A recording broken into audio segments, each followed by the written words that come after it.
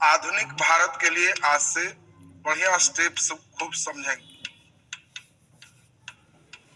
देखिए, modern India की शुरुआत मुख्य रूप से माना जाता है 1757 में एक लड़ाई हुआ। इस लड़ाई का नाम था पलासी का युद्ध। ये देखो, आधुनिक भारत का मतलब ऐसा नहीं है कि बीच में कोई घंटी है कि मारे टन से एक घंटी तो पहली से दूसरी घंटी होगी, मारे टन से तो आधुनिक भारत शुरू हो गया और एक घंटी पीछे थे तो मेडाइवल था, ऐसा नहीं। मुख्य रूप से जहां से हम लोग का रहना, पढ़ना लिखना, सामाजिक बिहेवियर, कपड़ा, वस्त्र, इन सभी चीजों में परिवर्तन होने लगता है तो उसको अलग युग का हम लोग मानते हैं। और शुरुआत में प्राचीन भारत 1206 तक हम लोग लगभग एक जैसा रहे। 1206 में भारत में एक नई प्रकार की संस्कृति का आगमन हुआ जो इस्लामिक मुस्लिम संस्कृति कहलाते हैं। और यहाँ से मुस्लिम संस्कृति का कई चीज समावेश हमारे भारतीय संस्कृति में हुए 1757 तक। और 1757 में एक नई चीज का आगमन हो गया जहां से मुख्य रूप से हम लोग आज वाले जमाने पे पहुंच गए। हम लोग के धोती कुर्ता यहाँ हुआ करते थे जो फुल पैंट शर्ट पे आ गए। महिलाओं का भी जो ड्रेस है सब देखे बदल गया। ये सब अंग्रेजों के कारण हुआ और इसीलिए इस निर्णायक युद्ध को कई इतिहासकारों ने टर्निंग पॉइंट माना है और इसको हम लोग कहते हैं आधुनिक भारत की यह शुरुआत है। अब यहाँ से हम लोग थोड़ी सी बात डिटेल समझें।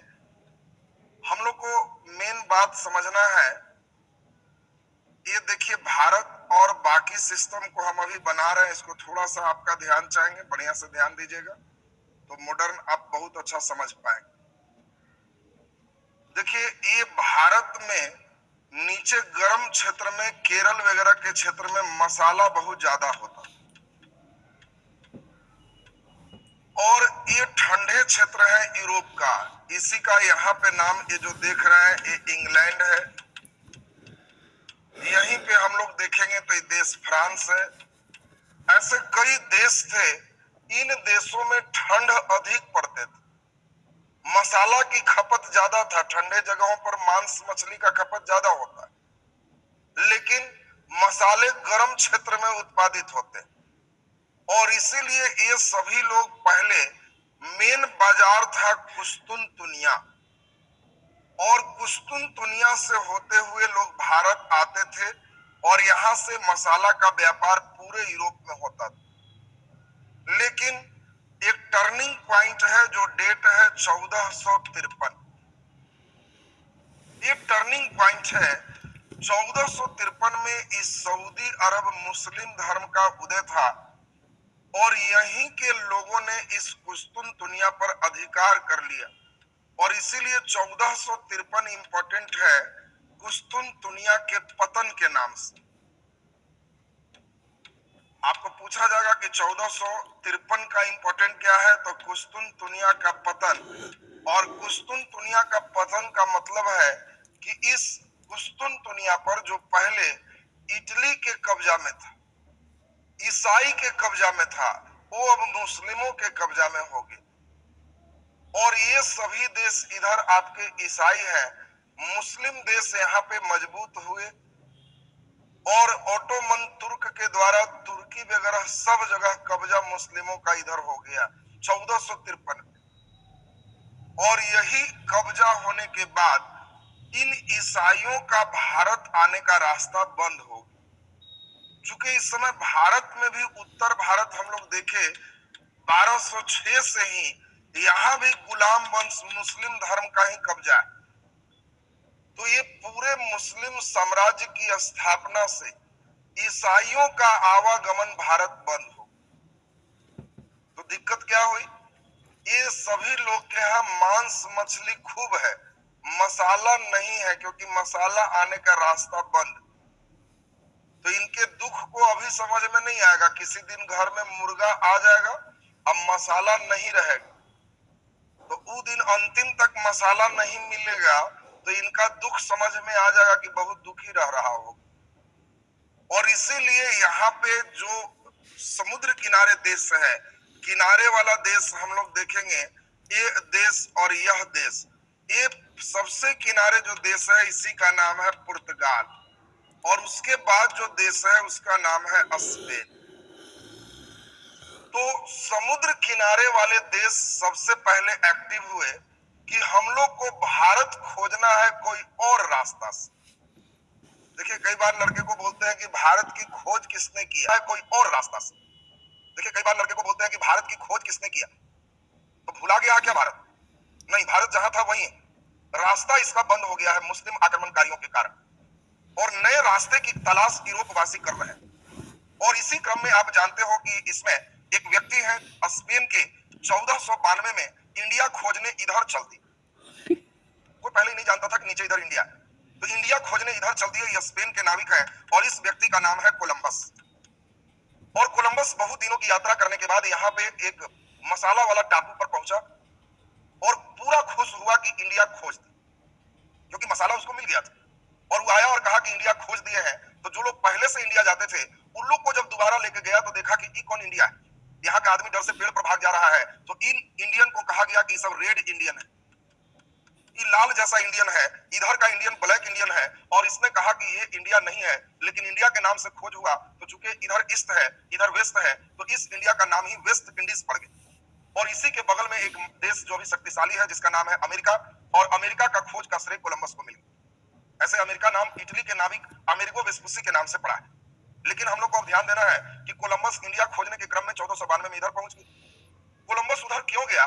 क्योंकि पुर्तगाल का एक नाविक 1486 में बहुत लंबी दूरी की यात्रा करके यहां तक पहुंचा था।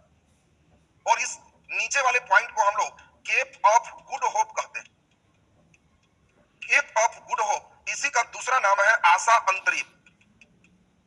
आपसे क्वेश्चन पूछा जाएगा आशा अंतरीप किस महादेश का है, तो अफ्रीका का दक्षिणतम बिंदु किस नाम से जाना जाता है, तो ये केप ऑफ गुड होप या आशा अंतरीप के नाम से जाना जाता है।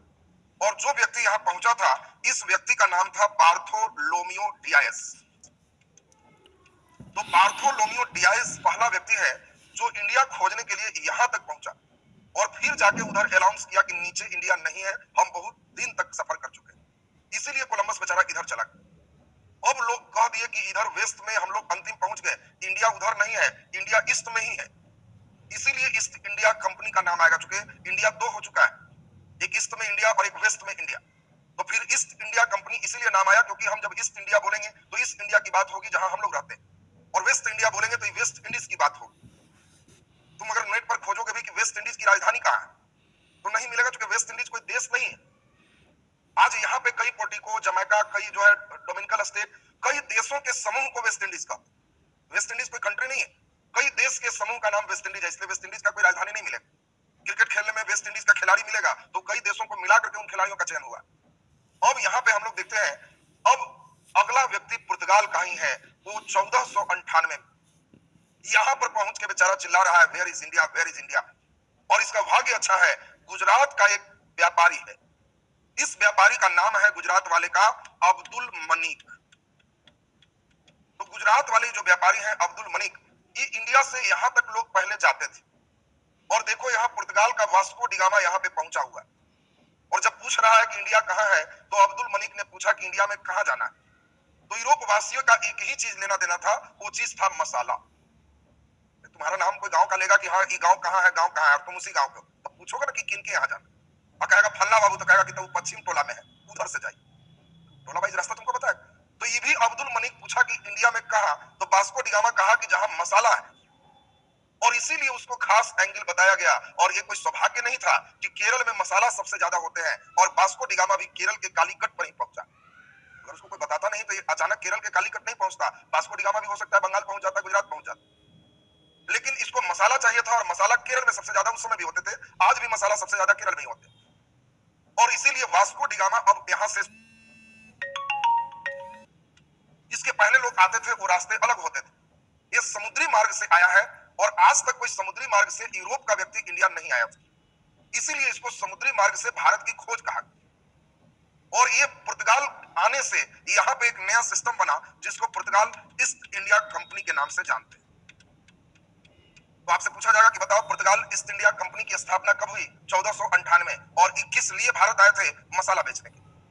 और यूरोप ने जब देखे कि काफी पुर्तगाल का उन्नति हुआ, तो देखते देखते कई यूरोपीय देश भारत में आए लगे और सब व्यापारी बन के आए। तो आज के क्लास में हम लोग यही सीखेंगे, यूरोपीय कंपनी कैसे आए। यानी आज का क्लास आपका है यूरोपीय कंपनी का आगमन। और सब लोग आज के क्लास पर ध्यान दोगे। यूरोपीय कंपनी का आगमन का मतलब यूरोप की कंपनी सबसे पहले कौन आई, आप लोग सुन लिए, कौन आए, पुर्तगाल। और ये यूरोपीय कंपनी कैसे कैसे आए, कितने प्रश्न बनते हैं, आज पूरा हम लोग सुन लेंगे, आज कंप्लीट हो जाएगा। और तब यूरोपीय कंपनी के आगमन के बाद हम लोग देखेंगे ब्रिटेन का भारत में साम्राज्य विस्तार कैसे कैसे वो बढ़ा।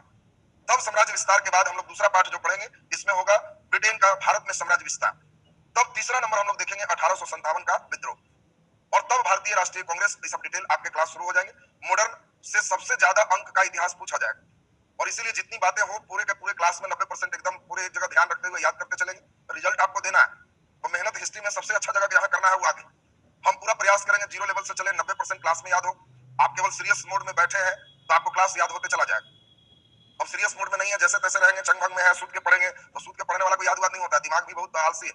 सूद के पढ़ोगे तो यार खुश हो जाता है कि बहुत बढ़िया ऐसे ही पढ़ो। अब फिर उसके बाद कहेगा बस बस ऐसे ही थोड़ा और रेस्ट करो, उसके बाद मोबाइल अलग पे कहेगा तुम अलग दुनिया में चले जाओ। इसीलिए बैठ के देह हाथ झाड़ो और दिमाग कहे भी कि ऐसे सूद को करना नहीं, चुपचाप पढ़ो, रिजल्ट चाहिए। उसको कष्ट दोगे तब फर्स्ट करो, तो इसीलिए थोड़ा इसमें ध्यान देंगे। अब अभी मॉडर्न इंडिया में यूरोपीय कंपनी का आगमन अभी हम शुरू कर रहे हैं और आज के क्लास में जितनी बात सुना है वो एकदम आपको याद होना चाहिए। तो चले अभी सब लोग सुनेंगे बढ़िया से। पुर्तगाल क्यों आया, कैसे आया, इन सभी की कहानी आपको पहले हम कर ली।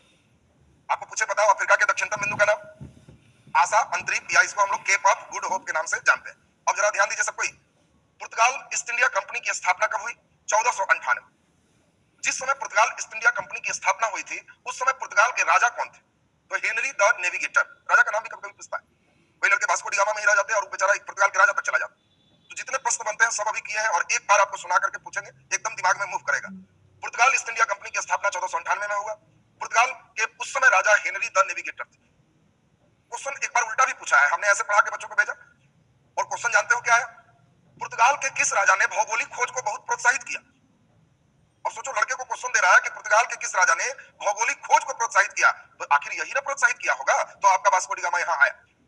तो इसीलिए उस समय भी नाम आपका हेनरी द नेविगेटर हो। और पहला पुर्तगाली जो भारत आया उसका नाम क्या है, वास्को डी गामा। कब भारत आया, 1498। वास्को डी गामा दोबारा भी भारत आया 1502 में। आपको ध्यान रखना है, दो बार आया, एक बार 1498, एक बार 1502। अब कई बार अच्छे परीक्षा दोगे तो केवल लड़के वास्को डी गामा पहला रखता है, पूछेगा दूसरा पुर्तगाली यात्री कौन भारत आया, तो कैब्राल। कैब्राल 1500 ईस्वी में ही भारत आया था, 1502 में दोबारा वास्को डी गामा आया। तो पहले फिर से एक बार इतनी बातें सुने, हमके 90% याद चाहिए।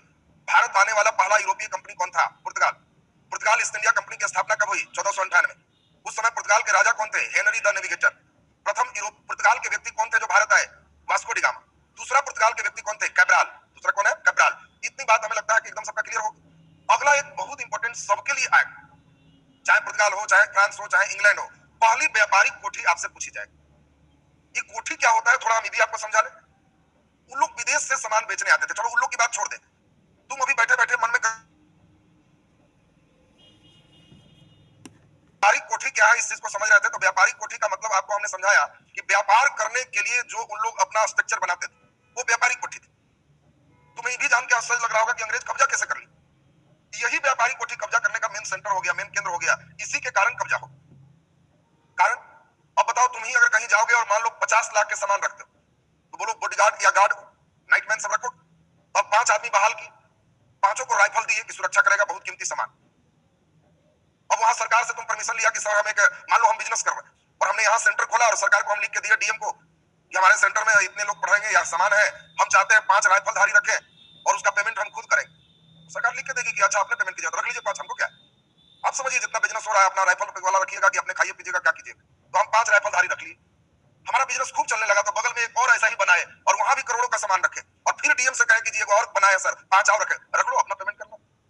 और बताओ ऐसा ऐसा जब हम पूरे क्षेत्र बिहार में बना ले और जिस दिन हमें मालूम चले बैठ के जोड़े कि थाना से ज्यादा पुलिस मेरे पास है।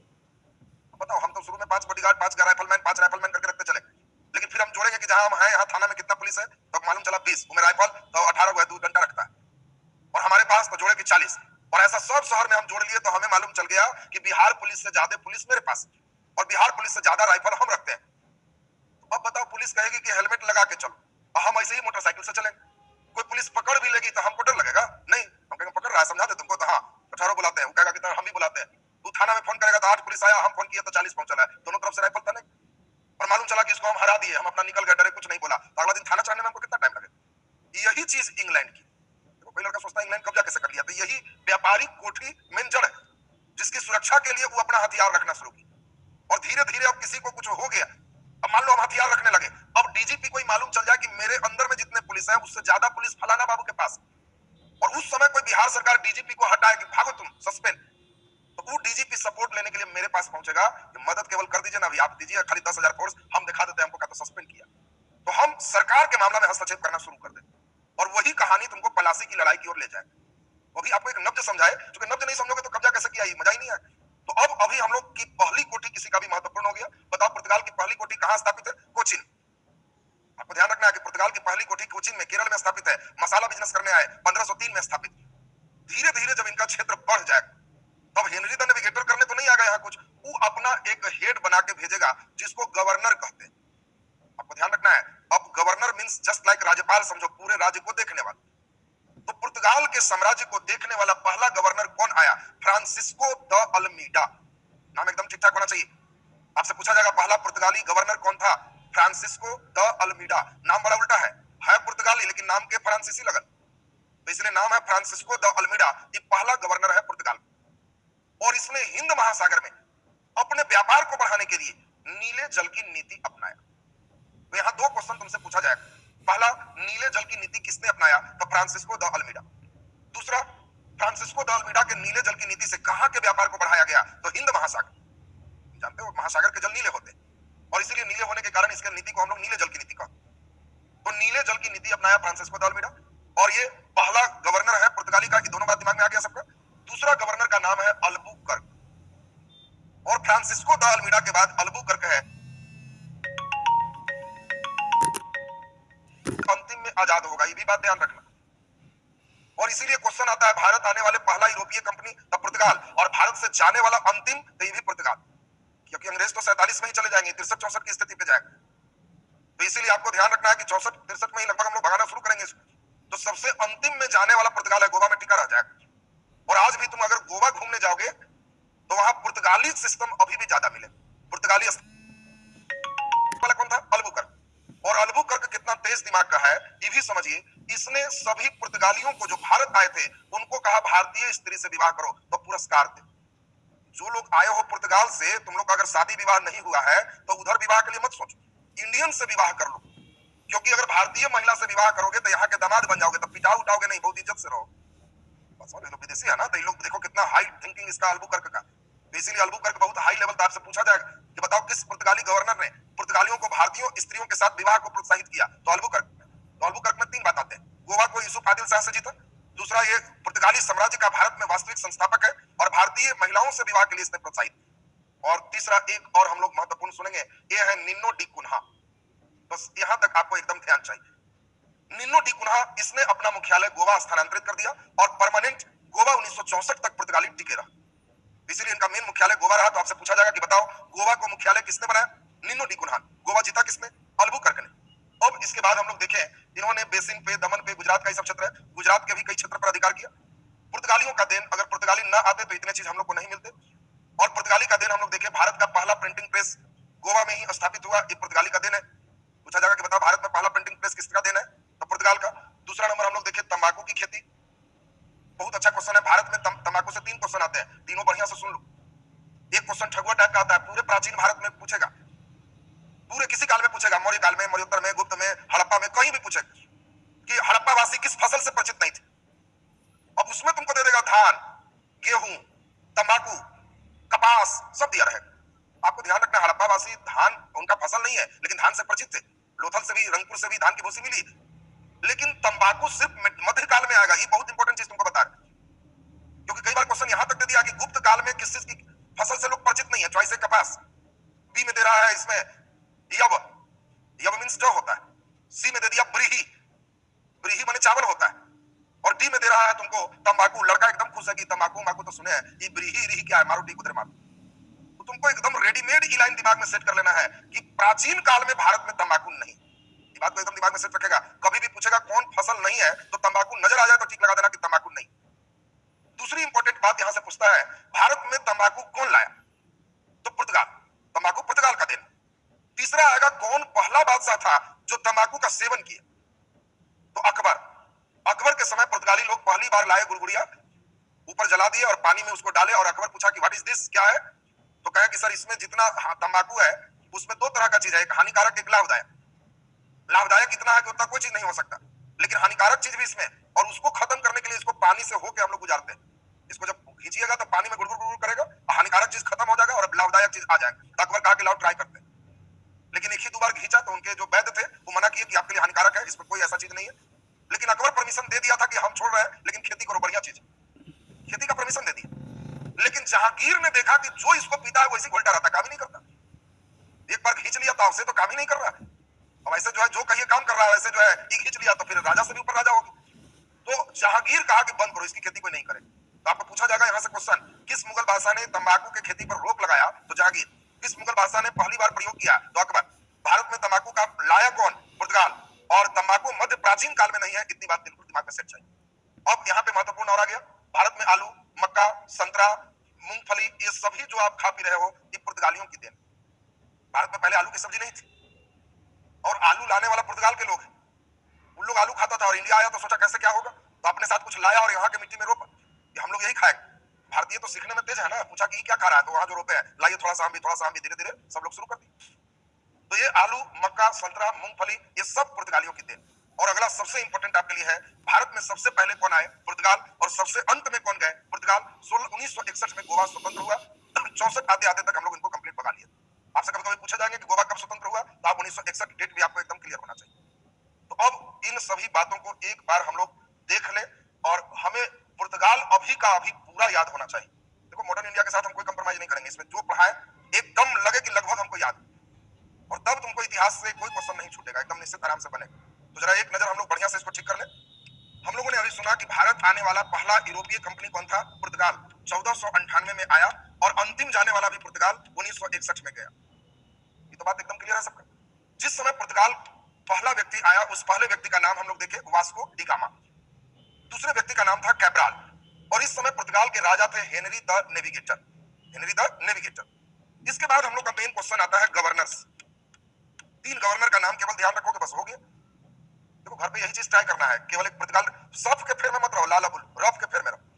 कागज लिए एकदम गंदा करके फेंक दो, हो गया, दिमाग में फेर हो। हेडिंग दिए पुर्तगाल और एकदम गंदा कर रहा है कि 1498 सबसे पहले आया, 1961 सबसे अंतिम में गया, पहला यात्री आने वाला वास्को डी गामा, दूसरा कैब्राल, इस समय राजा हेनरी द नेविगेटर। फिर हम लोग देखे गवर्नर, फ्रांसीसियों का पहला गवर्नर, पुर्तगाल का पहला governor Francisco de Almeida. Francisco de Almeida एक पहला गवर्नर है, और इसके लिए मेन एक ही चीज है, नीले जल की नीति। हिंद महासागर में पुर्तगाल के साम्राज्य को बढ़ाने के लिए नीले जल की नीति को इसने अपनाया। दूसरा नंबर आपको बता दिए अल्बुकर्क, और अल्बुकर्क ज्यादा इंपॉर्टेंट। अल्बुकर्क भारत में पुर्तगाली साम्राज्य का संस्थापक था, वास्तविक संस्थापक यही। दूसरा, अल्बुकर्क ने बीजापुर के शासक यूसुफ आदिल शाह से गोवा को छीना। और तीसरा, अल्बुकर्क ने पुर्तगालियों को भारतीय महिलाओं से विवाह के लिए प्रोत्साहित किया। और तीसरा सबसे महत्वपूर्ण अंतिम है निन्नो डी कुन्हा। और निन्नो डी कुन्हा में आपके लिए महत्वपूर्ण चीज बता दी कि निन्नो डी कुन्हा ने गोवा को मुख्यालय बनाया, ये सबसे महत्वपूर्ण, और गोवा उनका लगातार मुख्यालय बना रहा है। और अगला पुर्तगाली में हमने बताया इनकी देन, देन याद है तो कंप्लीट हो गया। भारत में पहली बार प्रिंटिंग प्रेस किनकी देन है? पुर्तगाल का है। इन लोगों ने ही तंबाकू लाया, तंबाकू से जो क्वेश्चन बन रहे थे हम लोग सुन लिए। इसके बाद आलू, संतरा, मूंगफली, ये सभी इन्हीं लोग का देन है। और एक पुर्तगाल से कोई क्वेश्चन आएगा तो हमें लगता है आप आराम से बना दो। क्लियर है सबका ना? तो अब पुर्तगाल के बाद दूसरा नंबर हम लोग जो देखेंगे, क्या तुम जानते हो भारत में दूसरा यूरोपीय कंपनी कौन है?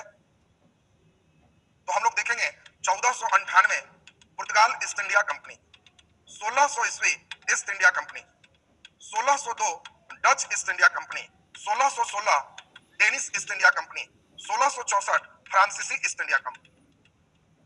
आपको दिमाग में एकदम डेट फटाफट एकदम बैठना चाहिए, एकदम पूरे दिमाग में फिट हो जाए। जब हम कहें 1498 पुर्तगाल East India Company, 1600 East India Company, 1602 Dutch East India Company. Dutch का मतलब हॉलैंड के निवासी, हॉलैंड का अभी नाम नीदरलैंड, तो नीदरलैंड वाले निवासी को ही डच कहते थे। और 1616 में डेनिश ईस्ट इंडिया कंपनी, 1664 में फ्रांसीसी ईस्ट इंडिया कंपनी। अब हमारे साथ सुनिए जरा क्वेश्चन, भारत आने वाला पहला यूरोपीय कंपनी कौन था? पुर्तगाल ईस्ट इंडिया कंपनी। दूसरा बहुत अच्छा क्वेश्चन है, भारत आने वाला दूसरा यूरोपीय व्यापारी कौन थे? यूरोपीय, यूरोपीय बोलो। पुर्तगाल के बाद दूसरा यूरोपीय देश कौन है जो भारत आए? ईस्ट इंडिया कंपनी माने अंग्रेज की डच की डेनिश की फ्रांसीसी।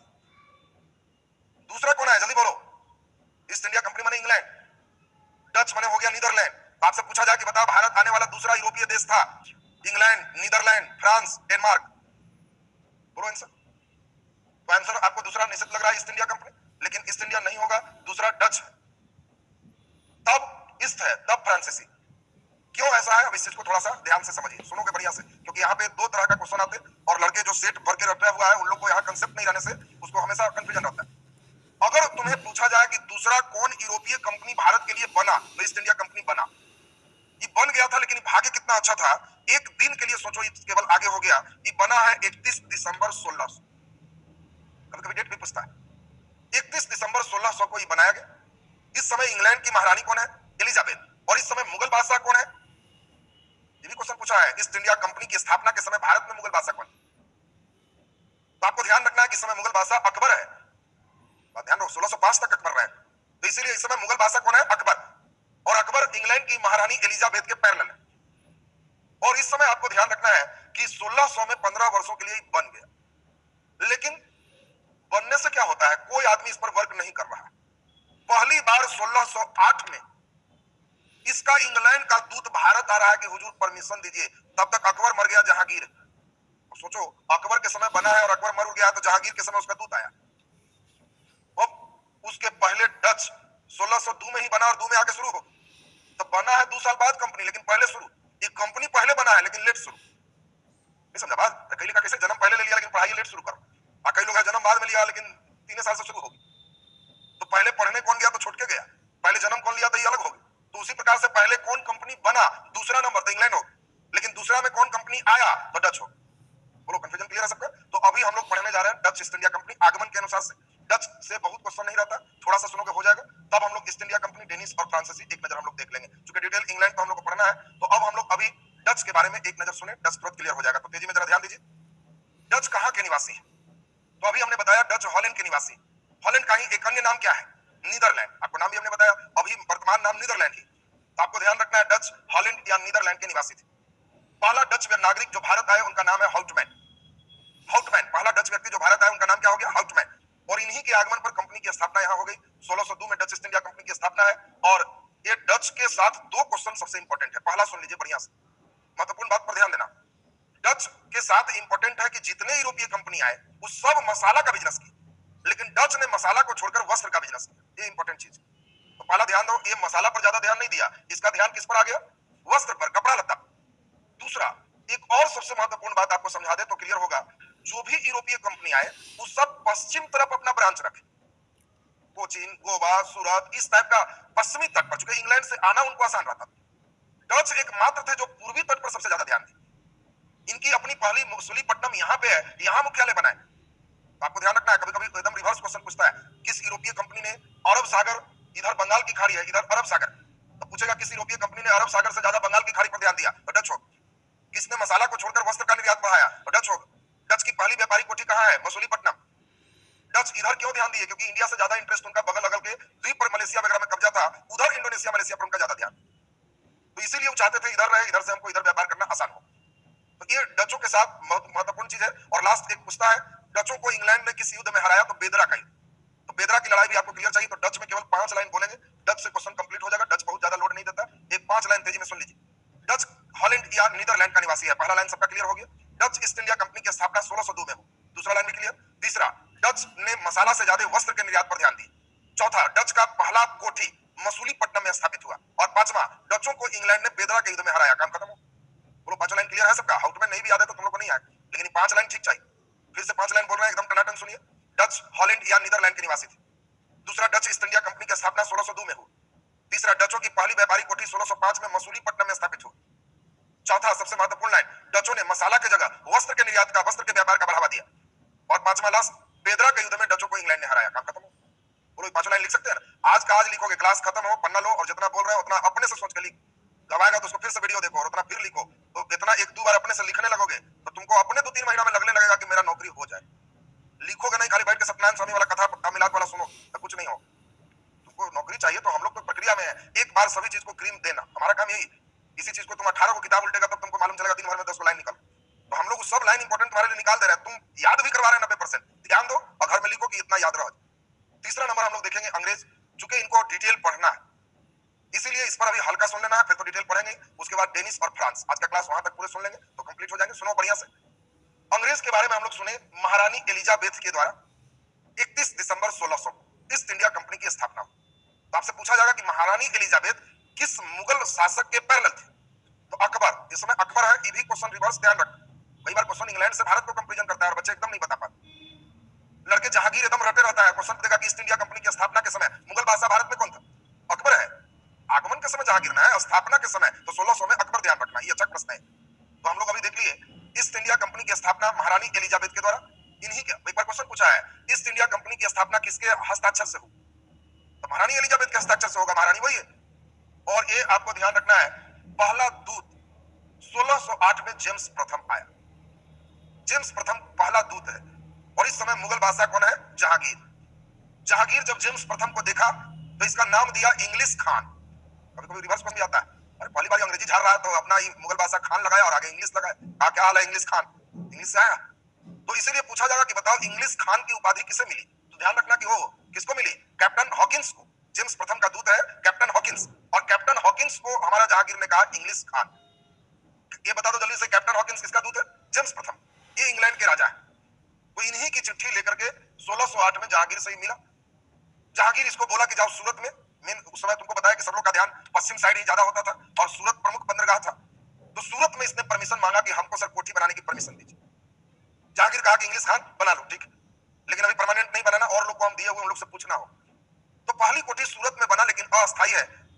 और जब कोठी में काम लगा दिया तो पहले से यहाँ पुर्तगाल आया हुआ है, वो जहांगीर का पूरा कान भर रहा। तो जहांगीर कहा कि छोड़ दो मत बनाओ, तो बना, खत्म हो। फिर अगला मनाने आए, ये व्यक्ति का नाम है सर टॉमस रो, ये भी जेम्स प्रथम के ही दूत है। और सर टॉमस रो ये फिर जहांगीर के दरबार में आए दोनों। तो आपको पूछा जाएगा कि बता, पहला अंग्रेज कैप्टन हॉकिंस, दूसरा मेन कौन है? Sir Thomas Roe. और सर टॉमस रो जहांगीर को बहुत प्रभावित किया और इसके समय ही मुख्य रूप से पूरी रूप से ईस्ट इंडिया कंपनी सेटल्ड हो। उसके पहले ही 1611 में दक्षिण भारत में मसूलीपट्टनम में अंग्रेजों ने अपना पहला कोठी स्थापित कर ली। आपसे पूछा जाएगा कि दक्षिण भारत में अंग्रेजों की पहली कोठी तो मसूलीपट्टनम हो, डचों की पहली कोठी मसूलीपट्टनम हो, पुर्तगालियों की पहली कोठी तो कोचिन हो। तीनों एकदम ध्यान देगा, समूचा क्लियर हो जाएगा। अब इसमें देगा कि बताओ ईस्ट इंडिया कंपनी का भारत में पहली कोठी तो सूरत में, अस्थायी था, शुरुआत तो वहीं से किया, बाद में सूरत में उसने अस्थायी कोठी 1613 में इसने बना ली। तो एक कोठी से क्वेश्चन मेन रहेगा। अब यहाँ पे दो चार चीजें उसको आप सुन लीजिए तो क्लियर। ईस्ट इंडिया कंपनी का 3 जगह सबसे फेमस रहा और उसको सुनना बढ़िया से। एक बंगाल, इसमें कलकत्ता उसने अपना मेन ध्यान दी, दूसरा चेन्नई, और तीसरा बंबई। बंबई पूरा दहेज में मिला पुर्तगालियों के द्वारा, तो इसीलिए बंबई, कलकत्ता और चेन्नई ये तीनों शहर अंग्रेजों के द्वारा ही बसाए गए थे। तो क्वेश्चन आपको जो आएगा उसको एक बार सुनिए, एकदम याद हो जाना चाहिए। कलकत्ता के संस्थापक किसको कहते हैं? तो जॉर्ज चारनॉक को। जॉर्ज चारनॉक ने ही कलकत्ता का पूरा डिजाइन किया। और कलकत्ता में ईस्ट इंडिया कंपनी की जो व्यापारी कोठी थी, उस किला का नाम था फोर्ट विलियम किला। तो आपको कभी भी फोर्ट विलियम बोलेंगे तो समझना कलकत्ता की बात चल रही है। कलकत्ता के संस्थापक कौन है? जॉर्ज चारनॉक। जॉर्ज चारनॉक एकदम दिमाग में सेट रखेगा। कलकत्ता के संस्थापक कौन हो गए? जॉर्ज चारनॉक। और कलकत्ता के किला का नाम क्या है? फोर्ट विलियम किला। अगला क्वेश्चन आपसे पूछा जाएगा कि बताओ मुंबई के संस्थापक कौन थे? तो ओंगियार। मुंबई कौन है? ओंगियार। कलकत्ता कौन है? चारनॉक। मुंबई ओंगियार, दिमाग में सेट रखना। और मद्रास के संस्थापक कौन थे? Francis day.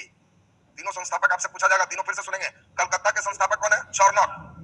कलकत्ता के संस्थापक चारनॉक, मुंबई के संस्थापक ओंगियार, ओंगियार। और जल्दी बता दीजिए इसमें मद्रास के संस्थापक Francis day. Madras means Chennai, Francis day है। और मद्रास के किला का नाम है सेंट जॉर्ज किला। 2 किला का नाम पूछेगा, अंग्रेजों का महत्वपूर्ण किला है।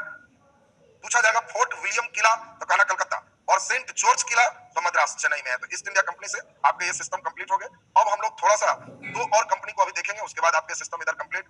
आज हम कोशिश किए हैं कि फ्रांस तक की बात आप सुन लेंगे, अगले दिन विस्तार की बात डिटेल में चलेंगे। तो जल्दी से, अब तो बहुत आसान है। डेनमार्क को सुनिए, अब आसान है, केवल हम लोग डेनमार्क और फ्रांस 2 देखेंगे, उसके बाद आपका क्लियर हो जाएगा। सुन लीजिए बढ़िया से, सुनोगे उसके बाद अंतिम पूरा इतना ठीक ठाक करेंगे, फिर इससे रिलेटेड ऑब्जेक्टिव।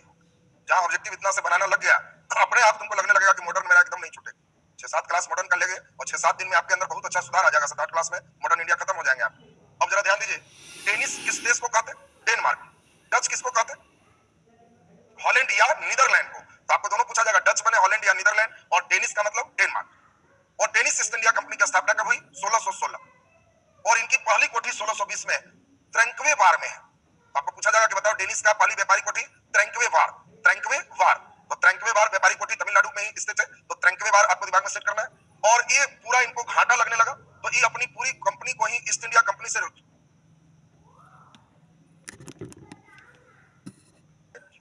डेनिस में 3 क्वेश्चन सुन लें। डेनिस कहां के निवासी थे? Denmark. Danish East India company की स्थापना कब हुई? 1616। और अगला नंबर होगा कि डेनिस का पहला कोठी कहां स्थापित हुआ? त्रैंकवे वार में हुआ। और ये अपनी पूरी कोठी सहित ईस्ट इंडिया कंपनी को सेल आउट करके चले गए, काफी घाटा हुआ है। तो अब हम लोग अंतिम पढ़ने जा रहे हैं किनके बारे में? फ्रांस से क्वेश्चन रहेगा, चूंकि लास्ट में आया। और फ्रांस पूरे मन से सुन लीजिए, तो आपका भारत में यूरोपीय कंपनी का आगमन, आज पहला सेक्शन मॉडर्न इंडिया का कंप्लीट हो जाए। तो सुना जाए जरा बढ़िया से। फ्रांसीसी ईस्ट इंडिया कंपनी की स्थापना 1664 में हुई, और इस समय फ्रांस का राजा था लुईस 16वां। ध्यान दीजिए, क्वेश्चन पूछेगा कि फ्रांसीसी ईस्ट इंडिया कंपनी की स्थापना के समय फ्रांस का राजा कौन था? तो लुईस 16वां। तो लुईस 16वां के शासन के समय फ्रांसीसी ईस्ट इंडिया कंपनी की स्थापना हुई। और लुईस 16वां का एक मंत्री था कोलबर्ट ने ही लुईस 16वां को सुझाव दिया कि सब यूरोपीय देश जा रहा है, तो हम लोग क्यों नहीं जाए? और लुईस 16वां ने कोलबर्ट को ही कहा कि तो तुम ही देखो कैसे करना। और इसीलिए भारत में फ्रांसीसी राज्य के संस्थापक कोलबर्ट को ही कहा। देखिए, कभी कभी क्वेश्चन आता है कि भारत में फ्रांसीसी राज्य के संस्थापक कौन थे? तो कोलबर्ट। तो कोलबर्ट आपको दिमाग में सेट रखना है कि भारत में फ्रांसीसी राज्य के संस्थापक कौन है? कोलबर्ट। अब इसके बाद हम लोग जरा ध्यान से सुनते जाएं। 1664 में इसकी स्थापना होगी। इनकी पहली कोठी सूरत में और दूसरी कोठी मसूलीपट्टनम में स्थापित। अब सबका कोठी एक बार ठीक करो। पहला नंबर पड़ा पुर्तगाल की पहली कोठी कोचीन, डच की पहली कोठी मसूलीपट्टनम, अंग्रेज की पहली कोठी सूरत और दक्षिण में मसूलीपट्टनम, डेनिस की पहली कोठी त्रैंकवे वार, और लास्ट हम लोग देख रहे हैं फ्रांस की पहली कोठी तो सूरत। बोलो, पहली कोठी एकदम क्लियर है सबका? अब इसमें हम लोग जरा ध्यान दें, फ्रांसीसी और अंग्रेज के बीच कर्नाटक युद्ध हुआ। ये बहुत इंपॉर्टेंट क्वेश्चन। आपको पूछा जाएगा कि बताओ किन 2 यूरोपीय कंपनियों के बीच कर्नाटक युद्ध हुआ? तो आपको ध्यान रखना है कि वो समझ गए, फ्रांसीसी और अंग्रेजों के बीच कर्नाटक का युद्ध। और 3 कर्नाटक के युद्ध में फ्रांसीसी हारते चले गए, और अंतिम निर्णायक लड़ाई का नाम है वांडी वास। और इसीलिए बहुत महत्वपूर्ण है कि आपको पूछा जाएगा 1760 में एक लड़ाई है वांडी वास। ये वांडी वास कहां है? तमिलनाडु। तो वांडी वास के युद्ध में फ्रांसीसियों को अंग्रेज अंतिम रूप से हरा दिए। लाली फ्रांसीसियों का नेतृत्व कर रहा था, और फ्रांसीसियों की हार के बाद फ्रांसीसी यहां से चल दिए। तो 1760 में फ्रांसीसी काम खत्म है, वांडी वास की लड़ाई। तो एक बार फिर से सुन लीजिए, फ्रांसीसी से 5 क्वेश्चन आते हैं। पहला, फ्रांसीसी ईस्ट इंडिया कंपनी की स्थापना कब हुई? 1664। फ्रांसीसी ईस्ट इंडिया कंपनी की स्थापना के समय फ्रांस के राजा कौन थे? लुईस 16वां। भारत में फ्रांसीसी राज्य के वास्तविक संस्थापक कौन थे? कोलबर्ट। और अगला नंबर आपको बताएं कि फ्रांसीसियों की पहली व्यापारी कोठी तो सूरत। अगला नंबर आपको बताएं पुनः कि अंग्रेजों और फ्रांसीसियों के बीच कितने कर्नाटक युद्ध हुए? 3। और किस युद्ध में फ्रांसीसी हमेशा के लिए चले गए भारत से? वांडी वास का युद्ध किसके किसके बीच हुआ? अंग्रेज और फ्रांसीसियों के बीच हुआ। वांडी वास का युद्ध कब हुआ? 1760 में। तो हम समझते हैं इतनी बातें जिन लोगों को ध्यान में आया, उन लोग भारत में यूरोपीय कंपनी का आगमन उनका कंप्लीट हुआ। यूरोपीय कंपनी के आगमन ये तो हम लोग पूरा सुन चुके थे। अब हम लोग देखेंगे भारत में ब्रिटिश साम्राज्य का कैसे विस्तार हुआ, और उसकी पूरी कहानी चलेंगे। तो कॉपी में हेडिंग दे दीजिए, कॉपी में हेडिंग दे, भारत में ब्रिटिश साम्राज्य का विस्तार। भारत में ब्रिटिश साम्राज्य का विस्तार।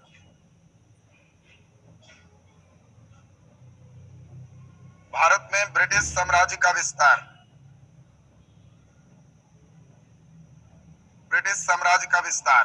एक छोटा सा मानचित्र बना लेंगे, क्योंकि बिना मैपिंग पढ़ोगे तो फिर कंसेप्ट नहीं आएगा।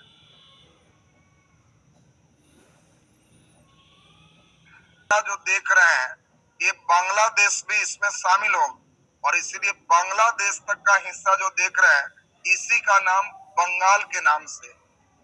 और बंगाल का मतलब आप समझेंगे कि इसमें बिहार ऐड है, झारखंड ऐड है, इसमें बिहार ऐड है, झारखंड ऐड है, पश्चिम बंगाल ऐड है, और बांग्लादेश ऐड है।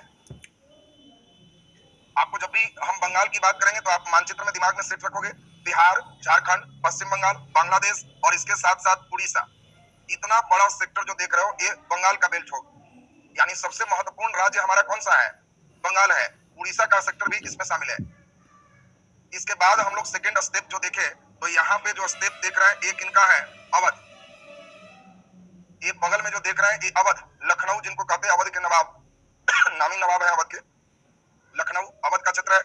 यहाँ पर जो देख रहे हैं ये दिल्ली है, मुगल बादशाह मेन यहीं पर रहते थे। और ये पंजाब हिस्से से लेके कश्मीर हिस्से शामिल है। पाकिस्तान का पूरा जो बेल्ट है, ये पूरे बेल्ट पर इसको पंजाब का क्षेत्र कहते थे, जहां रंजीत सिंह का कब्जा था। रंजीत सिंह यहाँ पर हेड है पंजाब के। कश्मीर के हिस्सा भी उन्हीं के कब्जा में।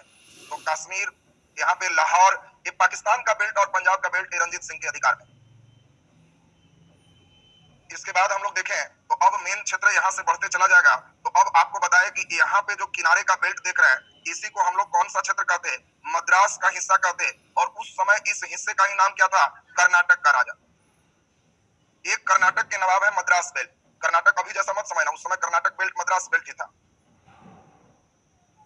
इसके बाद अगर हम लोग आगे बढ़े तो आपको अभी बताएं कि इस हिस्से में यहाँ पर जो कब्जा है, इसी राज्य का नाम क्या है? मैसूर।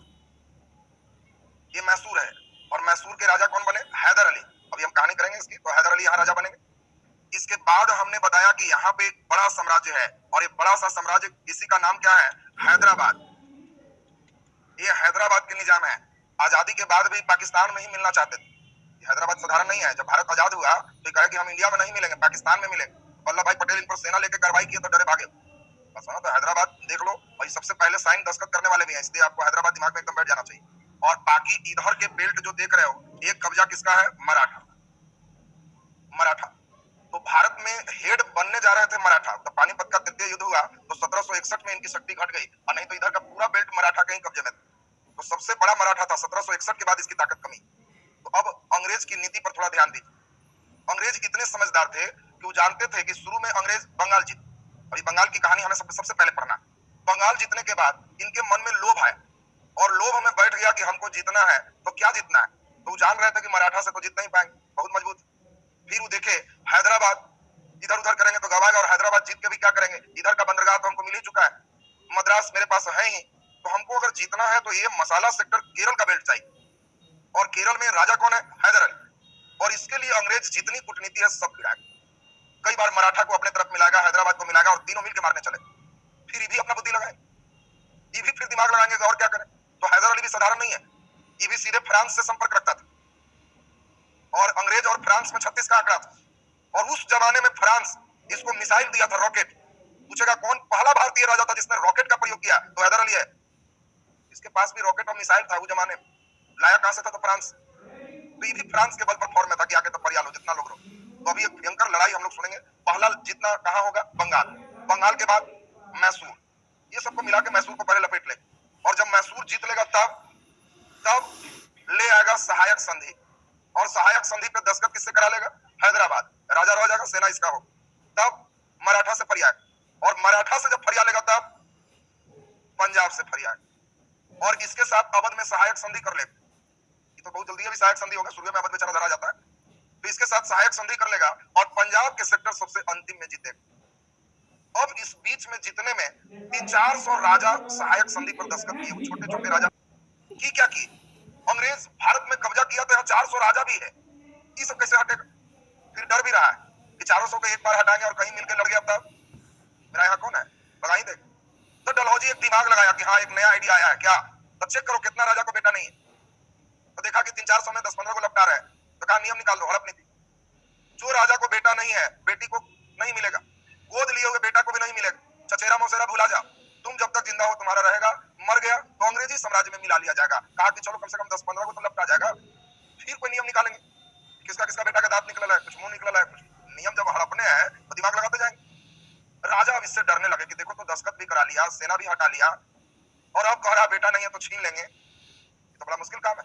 लेकिन चलो कोई बात नहीं, कई राजा भी खुश थे कि हमारा तो बेटा है, 3 को बेटा है, 4 को बेटा है, सब कुछ भी है।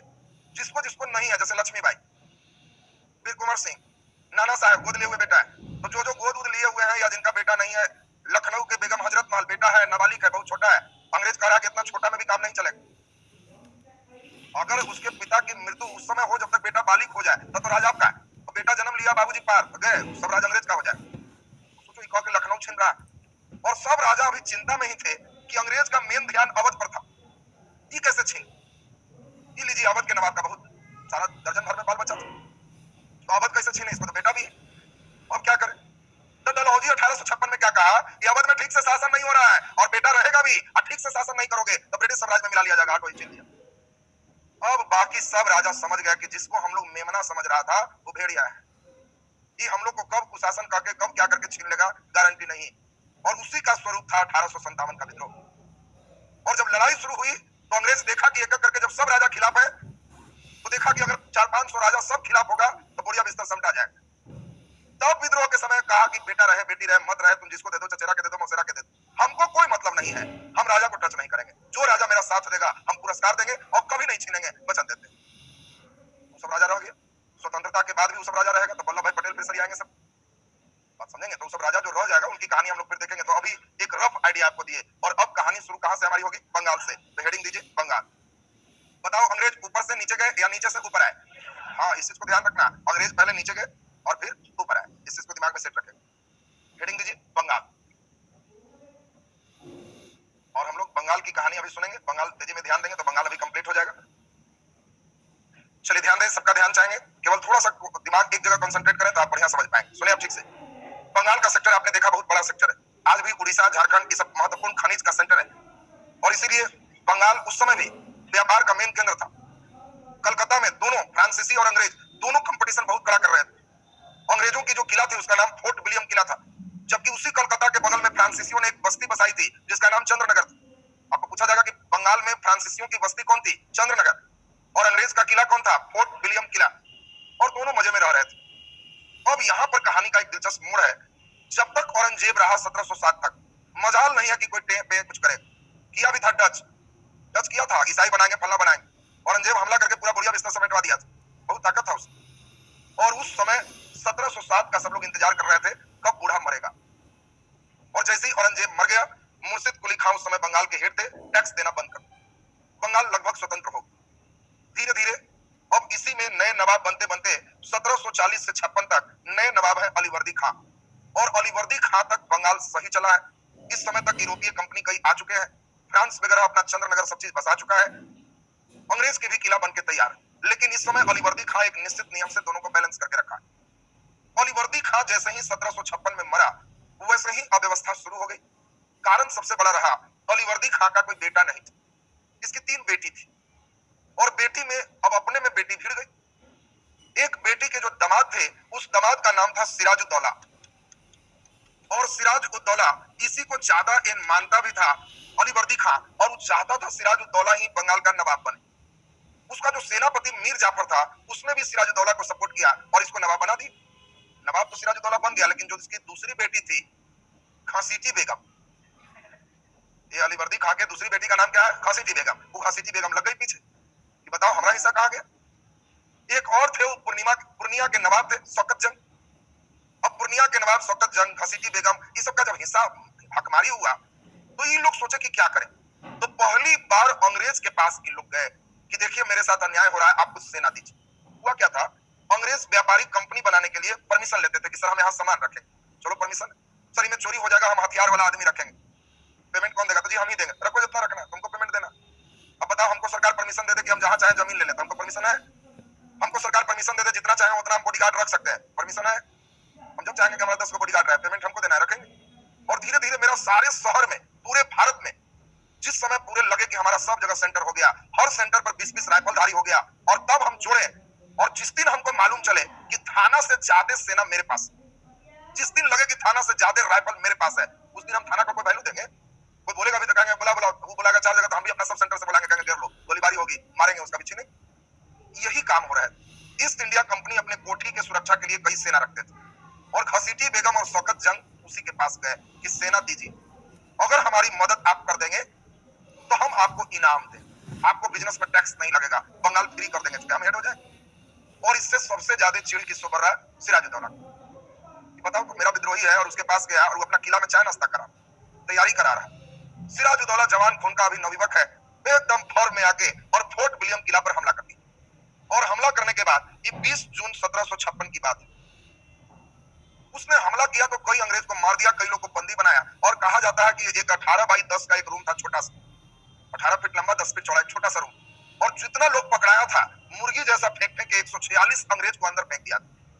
अब एक छोटा सा रूम में घुसा, नहीं हट रहा, नहीं हट रहा, पकड़ के फेंको ऊपर से, फिर फेंको ऊपर से, और सबको फेंक के रूम बंद कर दिया। सोचो कि 18x10 में 150 आदमी को हटा दिया। और सुबह जब रूम खोला तो केवल 23 जिंदा थे, बाकी पार लग गए थे। इस घटना को इतिहास में ब्लैक होल की घटना कहा जाता है। अब देखो, इतिहास का ब्लैक होल अलग है। इतिहास में जब ब्लैक होल करेंगे तो समझना कि सिराजुद्दौला जो रूम में डाल दिया 146 में 23 जिंदा, बाकी पार, उनमें एक आदमी जो जिंदा थे उनका नाम था हालवेल। बड़ा बेहाल थे, नाम हालवेल है लेकिन बड़ा बेहाल थे, और उन्होंने इस घटना का वर्णन किया। हिम्मत कहिए, ये ब्लैक होल वाली घटना थी। कैसे हम बचे जो हम ही जानते हैं। तो अब आप कंडीशन समझ गए। क्या आपको लग रहा है कि सिराजुद्दौला अभी कमजोर है? नहीं। फिर मद्रास से सेना आई, और मद्रास की सेना आकर के सिराजुद्दौला से माफी वगैरह मांगा। सिराजुद्दौला भी देख रहा कि इन लोग के रहने से हमको इनकम होता है, बिजनेस करता है, टैक्स देता है, तो कहा कि कोई इधर उधर राजनीतिक हस्तक्षेप नहीं करेगा, फिर से तुमको वापस मिलेगा। कहा कि ठीक है, वापस फिर दे दिया। और वापस मिलने के बाद अब ये अंग्रेज समझ गए कि सिराजुद्दौला जब तक रहेगा कुछ नहीं मेरा हो सकता है। और इन लोग इसी समय कर्नाटक की लड़ाई में डुप्ले से बहुत कुछ सीखे थे। कौन राजा बनाना है, कौन हटाना है, ठीक इसी समय नीचे कर्नाटक में सब टेक्नोलॉजी सीख रहे थे। और उसी में समझ गए कि सिराजुद्दौला को हटाना हो, क्योंकि रहेगा तो हम लोग को सुनेगा नहीं, तो हटाएंगे कैसे। तो इसने उसके सेनापति मीर जाफर को ही बुलाया, चाय नाश्ता कराया, और बीच बीच में कहने लगा कि ओरिजिनल बंगाल के नवाब जैसा तो आप ही लगते, आपको ज्यादा बुद्धि है सिराजुद्दौला से। कौन नहीं अपनी बड़ाई सुनना चाहे। मीर जाफर भी सुने तो बड़ा खुश हो कि ना ना, हम मंत्री थे, कह रहे क्या ठीक है, आप नवाब रहिएगा तो बंगाल का कायाकल्प हो जाए। आप ओरिजिनल नवाब है, सिराजुद्दौला को कुछ बुद्धि है? आप थोड़ा सा मदद कीजिए, जरूरत है तो सेना हम आपको देंगे, लेकिन उसको हटाइए, नवाब आप रहिए। और इतना इसको फुला दिया कि आप नवाब बनिए, इसको रात में नींद आना बंद हो। तुमको कोई कह दे कि बिहार का हेड बनिए तो रात भर नींद नहीं आए, और इसको तो बिहार, झारखंड, उड़ीसा, पश्चिम बंगाल, बांग्लादेश, इतना का हेड बनना है, कहां से नींद आएगी। ये भी लग गया अपने ड्यूटी पर कि कैसे ठीक ठाक करना है। और उसी समय, अब बात पर जरा ध्यान दीजिए, इंग्लैंड और फ्रांस के बीच 1756 से एक 7 वर्षीय युद्ध शुरू हो गया था यूरोप में, 7 साल की लड़ाई।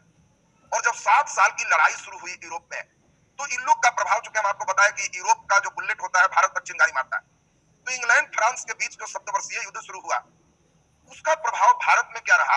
अंग्रेज और फ्रांस ये दोनों अपने किला में जम के सैनिक जुटाना शुरू, क्योंकि जान रहे थे कब हम लोग दोनों फरिया लेंगे, कोई ठिकाना नहीं। फ्रांसीसी भी अपना चंद्रनगर में पूरा सेना जुटाने लगा, और ये भी अपना फोर्ट विलियम किला में पूरा सेना जुटाने लगा। इससे सिराजुद्दौला को बड़ा तकलीफ हुआ। बताओ तो, रहता है मेरे यहाँ और जितना चाहेगा सेना बढ़ा रहा, तो दिक्कत है। बताओ, हम रह रहे हैं यहाँ और हम धीरे धीरे पैसा खूब हो जाए। अब अनिल अंबानी के पास खूब पैसा है। अब अनिल अंबानी, मुकेश अंबानी मिल करके कहे कि जितना भारत में फोर्स है उसका 20 गुना फोर्स हम बहाल करते हैं, सब AK-47 वाला राइफल रखे, तो क्या भारत सरकार इसको सहेगी? नहीं, जानती है कब हमला कर देगा, ठिकाना नहीं। वही चीज। और इसी में अब सिराजुद्दौला दोनों को मना किया कि सब अपनी अपनी जो यहाँ किलाबंदी कर रहे हो, सेना बंद करो, कोई नहीं बढ़ाएगा। फ्रांसीसी मान गए, चंद्रनगर में किलाबंदी बंद कर।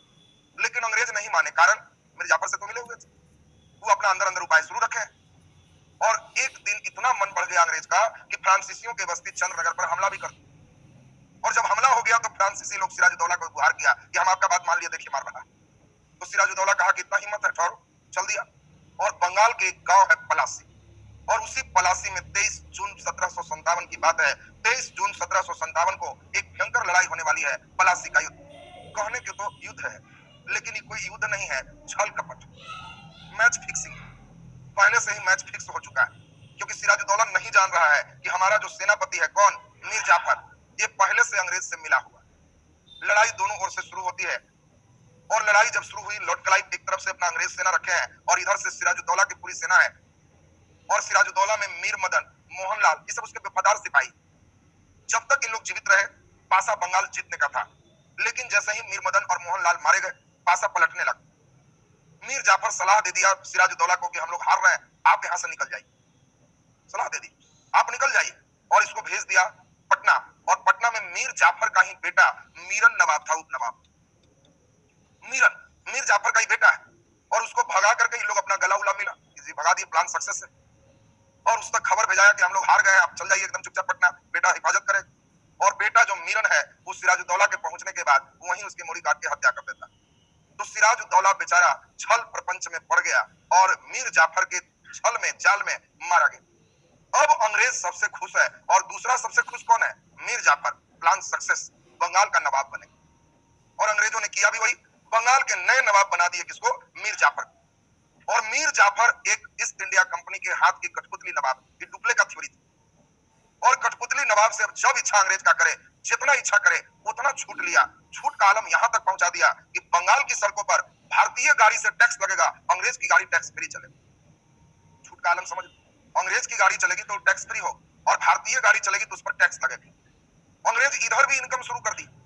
कोई भारतीय गाड़ी जाती थी तो कहते थे 500 रुपया तुमको टैक्स लगे, ऐसा करो सामान सब मेरे गाड़ी में ला दो, या तुम चल जाओ पीछे डिक्की में, छत पर चढ़ जाओ, हमको चलाने दो, अंग्रेज की गाड़ी हो, हम टैक्स फ्री पार करेंगे, 500 टैक्स लगना है तुम हमको 250 दो, गाड़ी पार। अब बताओ, जो बंगाल का इनकम होना है उसमें भी इधर उधर गड़बड़ शुरू कर दो, पूरा बंगाल के खजाना खाली कर दो। अब मीर जाफर सोच रहा है कि इससे बढ़िया सिराजुद्दौला कुछ मिलता उल्टा भी, ये तो जो है सब खजाने ही ले लिया, अब क्या करें। तो ये कहा कि हमसे ही राजपाट नहीं काम चलेगा, मीरन मेरा बेटा भी उतना छल कपट नहीं जानता है, हमारा दामाद बड़ा टाइट, और दामाद को अगर हेड बना देंगे तो वो संभाल लेंगे, दामाद ज्यादा अच्छा है। और मीर जाफर का दामाद है मीर कासिम, मीर जाफर के दामाद का नाम है मीर कासिम, और मीर कासिम को इसने बंगाल का नवाब बना दिया। मीर कासिम सचमुच तेज। बंगाल की राजधानी उस समय मुर्शिदाबाद थी। वो देखा मुर्शिदाबाद में बहुत ज्यादा अंग्रेज वगैरह रहते हैं, बहुत ज्यादा परेशानी, तो उसने पहला काम किया कि बंगाल की राजधानी को ही हटा दी और वो पश्चिम बंगाल के मुर्शिदाबाद से टांग के बिहार के मुंगेर में लाके रख दी। तो देखो, पहला काम किया राजधानी परिवर्तन। ये कहा कि उधर रहेंगे तो ये बहुत सिर में दर्द करेगा, इसलिए पहला काम है राजधानी चेंज कर दी। पूछेगा कि बताओ मीर कासिम ने राजधानी कहां से कहां किया, तो मुर्शिदाबाद से राजधानी मुंगेर कर दी, और मुंगेर में समझ गया कि कुछ लड़ना उड़ना पड़ेगा, राइफल की फैक्ट्री स्थापित की। आज भी मुंगेर में राइफल उफल वाला ज्यादा रहता है, तो वो मुंगेर में राइफल फैक्ट्री मीर कासिम का देन। और इसके बाद मीर कासिम लग गया प्रोग्राम में कैसे ठीक करे। उसको इस बात की सबसे ज्यादा तकलीफ थी कि बताओ, भारतीय गाड़ी से टैक्स लगेगा, अंग्रेज से नहीं लगेगा, ये तो चलेगा। अंग्रेज बंगाल का खजाना खाली कर रहा है, जो इनकम हो रहा है गाड़ी में अपने बैठ के वो भी इनकम खत्म कर रहा है, ये तो बड़ा गड़बड़ है। तो ये जब मुंगेर आ गया, देखा कुछ राइफल उफल जमा हो गया है, तो ये अपना अनाउंस कर दिया कि जैसे अंग्रेज की गाड़ी से टैक्स नहीं लगता, भारतीय गाड़ी से भी टैक्स नहीं लगेगा। लीजिए अब नया अनाउंसमेंट, भारतीय गाड़ी से भी टैक्स नहीं लगेगा, अब नया अनाउंसमेंट होगी। क्या अंग्रेज को अच्छा लगेगा? जल्दी बताइए, जल्दी बोलिए। अंग्रेज को इस बात से बहुत टेंशन कि जो इनकम हो रहा था तो गड़बड़ है। फिर मीर जाफर को अंग्रेज धरा कि दामाद आपका बहुत तलाक, आप रहिए हेड, आप रहिए, दामाद से नहीं काम चले। फिर मीर जाफर को नवाब बनाया और दामाद को पकड़ने चल दिया। दामाद भी कम तेज नहीं थे, वो समझ रहे थे कि हमको धरेगा तो क्या करे, इसलिए वो बंगाल सीधे यहाँ मुंगेर से अवध भाग, अवध भाग, और अवध लखनऊ का बेल्ट, अभी हम लोग मैप पर देखे भी थे। और अवध के नवाब थे सुजा-उद-दौला, जरा ध्यान देंगे, डिटेल में भी सुनेंगे। अवध के नवाब कौन है? सुजा-उद-दौला। और इस समय एक और घटना चल रही है, मुगल बादशाह जो है शाह आलम, उसका मंत्री इतना टाइट है कि दिल्ली चढ़ने नहीं दे रहा है। बादशाह के दिल्ली नहीं चढ़ने दे रहा। शाह आलम को कह रहा है कि अगर आ जाओगे तो तुमको हत्या कर दे, और सब सेना को अपने पक्ष में पटियाए हुए। तो शाह आलम भी देख रहा है कौन मरने जाएगा, तो बेचारा अवध बिहार इधर घूम घाम के किसी तरह दिन काट। सोच लो, मुगल बादशाह जो शाह आलम द्वितीय है, वो बेचारा अवध इस समय घूम रहा है, मंत्री के डर से दिल्ली नहीं जा रहा। अवध के नवाब सुजा-उद-दौला है और एक भगेड़ू नवाब मीर कासिम भी पहुंच गए। तीन की दोस्ती हुई। मीर कासिम समझा रहा है सुजा-उद-दौला को कि अंग्रेज का तो मन बहुत बढ़ रहा है, हम ऐसे ऐसे किए, देखिए नुकसान हो रहा है, आप अगर साथ दे दें तो अभी अंग्रेज को हम लोग ठीक कर दें। तो सिराजुद्दौला को हम लोग मरवाए, छल कपट से लेकर सिराजुद्दौला अकेले उसको ठीक कर देते, उसकी ताकत को समझा रहे। जबकि वो नहीं जान रहा कि प्लासी के युद्ध के बाद बंगाल के खजाना जो खाली हो रहा था, उससे ईस्ट इंडिया कंपनी केवल सेना बना रही। 1757 की लड़ाई जो जीता है, उससे ईस्ट इंडिया कंपनी एक व्यापारिक कंपनी से सैनिक कंपनी में बदल रहा है। अब बिजनेस उसका लक्ष्य नहीं है, सेना बढ़ाओ, सैनिक कंपनी, और उसके लिए पेमेंट कहां से आएगा? तो खजाना खाली करो, और अपना संख्या सेना का काफी बढ़ा लिया है बंगाल के ही खजाना से। अगर खजाना उसको नहीं मिला होता तो इतनी सेना नहीं होती। और ये चीज को इंटरनल सुजा-उद-दौला नहीं समझ रहा है, और मीर कासिम उसको लोभ दे रहा है कि अगर जीत गए तो कुछ क्षेत्र बिहार वाला आपको दे देंगे, जिस पर इसकी पैनी निगाह थी। कोई आदमी का खेत रहता है तो बगल वाला पर निगाह बहुत दिन से डाले रहता है, ये हो जाता है तो एकदम गोल हो जाता है, लक्षण रहता है, लक्षण है आदमी का। कितना बड़ा खेत हो जाता है, वो बना होता है तो गोल हो जाता है, यही चीज है। और उसी में सुजा-उद-दौला को कहा कि बिहार का बेल्ट दे देंगे तो सुजा-उद-दौला बड़ा खुश, वाह तो बड़ा बढ़िया हो जाएगा। अब यहाँ पे सुजा-उद-दौला, मुगल बादशाह शाह आलम और भगोड़ा नवाब मीर कासिम तीनों सेना लेके चल। कहने को तीन है, एक तो भागिए के गया है, एक बेचारा डर से दिल्ली नहीं जा रहा है, तो मेन एक ही सेना है, कौन? सुजा-उद-दौला। और तीनों एकदम फॉर्म में चले हैं कि अंग्रेज को अबर ठीक कर देंगे। अबर कोई छल कपट वाली लड़ाई नहीं, अबर एकदम रियल लड़ाई है जिसको लड़ाई कहते हैं। और तीनों की संयुक्त सेना, और उधर से अंग्रेज का हेड है हेक्टर मुनरो। इसमें हेक्टर मुनरो है बक्सर के युद्ध, क्लाइव अभी से चला गया, फिर आएगा क्लाइव, पहली पारी क्लाइव की थी, दूसरी पारी अभी हेक्टर मुनरो का है। और हेक्टर मुनरो इस समय अंग्रेजी सेना का नेतृत्व कर रहा है। और इस साइड में भारतीयों की ओर से तीन की संयुक्त सेना है, बंगाल के पूर्व नवाब मीर कासिम, अवध के नवाब सुजा-उद-दौला और मुगल बादशाह शाह आलम, और ये सभी बिहार के बक्सर तक पहुंचे। और उधर से अंग्रेज भी हेक्टर मुनरो के नेतृत्व में आ गए। और 22 अक्टूबर 1764, बड़ा इंपॉर्टेंट डेट, 22 अक्टूबर 1764 को ये एक भयंकर लड़ाई होगी। इस लड़ाई का नाम क्या है? बक्सर का युद्ध। और बक्सर के युद्ध में दोनों सेना आमने सामने हुई। पूछा जाए बक्सर के युद्ध के समय बंगाल का नवाब कौन था? जल्दी बोलो। मीर जाफर। कासिम तो भाग गया है, कासिम तो भगोड़ा नवाब है, तो तुम कासिम के पैर में कैसे लग गया? वो भगोड़ा है, जाफर को फिर से बनाया हो। तो ये हम लोग ध्यान दें, इस समय हम लोग अभी सुने, इस समय नवाब कौन है? मीर जाफर, उसी के दामाद से लड़ाई चल रही है। मीर जाफर तो बेचारा बंगाल में है और इधर हेक्टर मुनरो कमाल कर दिया, तीनों की संयुक्त सेना हार गई। मीर कासिम कहाँ गया लापता है। कुछ इतिहासकार कहते हैं कि भाग के दिल्ली चला गया, जहां भीख मांगते हुए मरा। कुछ भी कहते हैं इतनी गरीबी आई कि भीख मांगते बेचारा मरा। कुछ लोग कहते हैं वहीं शहीद हो। दो पकड़े गए, अवध के नवाब सुजाउद्दौला और मुगल बादशाह शाह आलम, और दोनों को पकड़ के अंग्रेज पूछ रहा है मार दिया जाए कि छोड़ दिया जाए। लड़ाई करने आए दोनों खिला रहे हैं कि हुजूर छोड़ दीजिए, तो मेरा जो नुकसान हुआ वो कौन देगा? 50 लाख का नुकसान है, अवध का नवाब कह रहा है हमसे ले लीजिए, छोड़ दीजिए। लड़ाई के नुकसान अवध के नवाब से लिए, दोनों को बैठा के इलाहाबाद की संधि की। और इलाहाबाद की संधि ये बहुत इंपॉर्टेंट संधि है, क्योंकि इसी संधि से आगे पलटने वाला है। उस समय तो दोनों को छोड़ दिया, संधि को नहीं किया।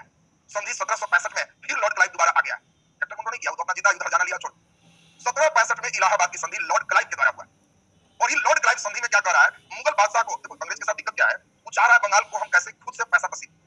उसके पास पावर नहीं है, क्योंकि पूरा भारत में मुगल बादशाह। हम चाहें कि सबके घर से 5-5 रुपया तसीले, साल भर में 5 रुपया तसीले, क्या हमको देगा? सब नहीं देगा। किसी के घर में जाएंगे और कहेंगे साल भर में 5 रुपया, तभी नहीं देगा। 1 रुपया मांगेंगे तभी नहीं देगा। भीख मिल सकता है, पावर से नहीं मिले। ठटठटा और कहें साल भर में 1 रुपया मेरा टैक्स लगता है, लाइए टैक्स लगता है, कौन है? हाँ टैक्स लगा, 1 रुपया भी नहीं देगा। लेकिन हाँ, सरकार से मुझे परमिशन मिल जाए, बिहार सरकार को मैं इस एरिया के बदले 20 लाख रुपया दूं साल में, और मुझे पावर मिले कि सब घर से साल में 5 रुपया तसील सकते हैं, लिखित चिट्ठी। तब हमें नहीं जाना, मेरा आदमी बाल होगा, किसी का टटकाएगा, दिया आप नहीं, जल्दी दीजिए, नहीं तो फिर ताला बंद कर देंगे। काय मांगेगा? पावर है, सरकार को हम पैसा देते हैं, कहां से देंगे? तब बोलो मिलेगा कि नहीं मिलेगा? मिलेगा। यही चीज अंग्रेज चाह रहा था। अंग्रेज चाह रहा था कि हम किसानों से पैसा ले, तो ऐसे कौन देगा?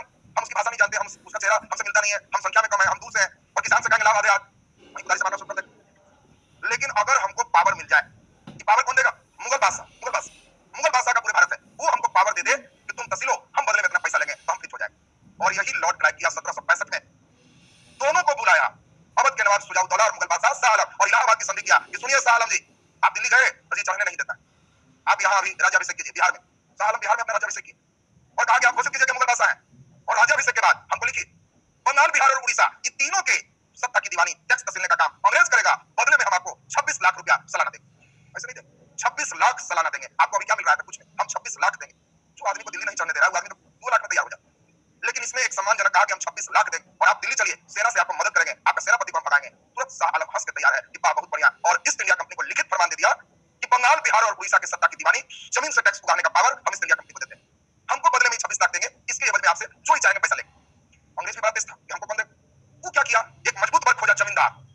बाकी बोलो जी तहसील के कौन देगा, बोली लगाओ, यहाँ से कितना पैसा चढ़ाएगा, मैक्सिमम जो हमको चढ़ाएगा वो जमींदार, तुम्हारा ही पूरा, तुम किसान के मारो पीटो तहसीलो लो, हमको दो, हम खाली 26 लाख देंगे, बाकी मेरा।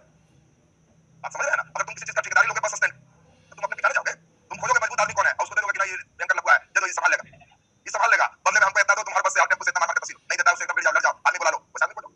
ये जमींदार थे। और अंग्रेज को इसका सबसे बड़ा फायदा मिला कि हर गांव में जो सबसे मजबूत आदमी है वो अंग्रेज का आदमी है। अंग्रेज को जी हुजूरी करने वाला है कि हुजूर हमको मत हटाइए। अब बताओ, गांव का सबसे मजबूत आदमी जिसका जी हुजूरी करे, कमजोर क्या करे? तुम्हारे गांव में जो सबसे मजबूत आदमी वही जी कर रहा है, तो छोटकन कदम है खिलाफ बोलने का, वो जमींदारी मार के सरिया दे। और एक मजबूत वर्ग का देखो बंगाल में उसको सपोर्ट मिल रहा है। और अभी हाल सुनिए अवध के नवाब सुजाउद्दौला बाबू। सुजाउद्दौला कहते कि बिहार का कुछ मिलेगा। इनसे इलाहाबाद की संधि हुई कि आप अपना आधा इलाहाबाद और काड़ा, ये मेन क्षेत्र है, ये दे दीजिए, बंगाल में आ जाए, और नहीं दीजिएगा तो फिर फरियाद लीजिए। इलाहाबाद की संधि से बेचारा अवध का नवाब सुजाउद्दौला का इलाहाबाद और कड़ा का जो क्षेत्र था वो बंगाल का हिस्सा बन गया और इसका आधा गायब हो गया। अब यहां से बंगाल में द्वैत शासन की शुरुआत हुई। अब इंग्लैंड में जरूरत हो गई भारत के लिए कानून बनाने का, क्योंकि इंग्लैंड में तो चल रहा था कि ईस्ट इंडिया कंपनी बिजनेस करेगी, और इंग्लैंड को खुशखबरी गया कि लीजिए पूरा राज्य मिल गया है तहसीलने के लिए। तो कहेगा कि ठहरो, हम अब नियम बनाएंगे, Pitt's India act, regulating act. देखोगे अभी रेगुलेटिंग एक्ट आएगा, पिट्स इंडिया एक्ट आएगा, चार्टर एक्ट आना शुरू होगा। जैसे जैसे राज मिलेगा वैसे वैसे नियम आना शुरू होगा।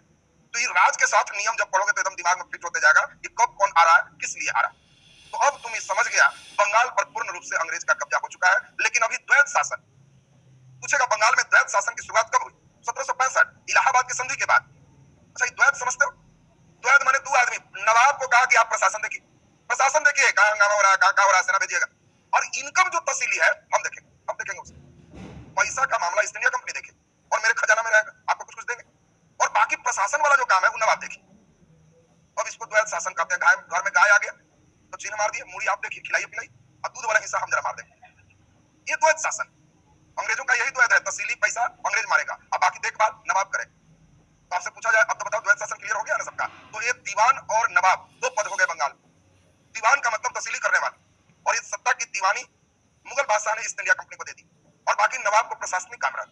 धीरे धीरे द्वैत शासन भी खत्म हो जाएंगे, नवाब का लास्टिंग भी चला जाएगा। तो अभी हम लोग पूरे कहानी सुने कहाँ का, बंगाल का। जल्दी से बंगाल हम लोग नोट करेंगे, अभी बंगाल आपका कंप्लीट होगा। बोलो बंगाल के बाद, बंगाल के बाद मैसूर, हैदर अली और टीपू सुल्तान सबसे मेन इंपॉर्टेंट क्षेत्र में आ जाएंगे। लिखिए जल्दी जल्दी, बंगाल में बहुत दशहरा छुट्टी मारा है और हमको बहुत सुनाया था, ऐसे छुट्टी में खत्म होगा सर। तो सुनो, लिखिए, लिखा जाए जल्दी जल्दी। बंगाल हेडिंग दे दिया सबको, नीचे लिख दीजिए। लिखिए, औरंगजेब के मृत्यु के बाद, औरंगजेब के मृत्यु के बाद, औरंगजेब की मृत्यु के बाद